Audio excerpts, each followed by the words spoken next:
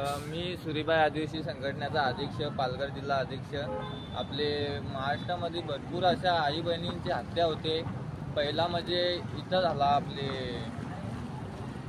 नाईकपाड्यात, तिथं वालीव साईडला। त्याच्यानंतर नवीन मुंबईला मंदिरात घटना घडली।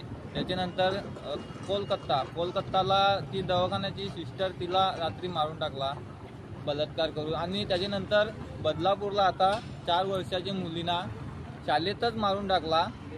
मला याच्यावर सांगायचं आहे, जेव्हा 1630 मध्ये छत्रपती शिवाजी महाराजांचे काळात स्त्री सुरक्षित का होती, तेव्हा कायदा कानून चांगला होता। आता जे 1500 तुम्ही देता ना सरकार, ते नका।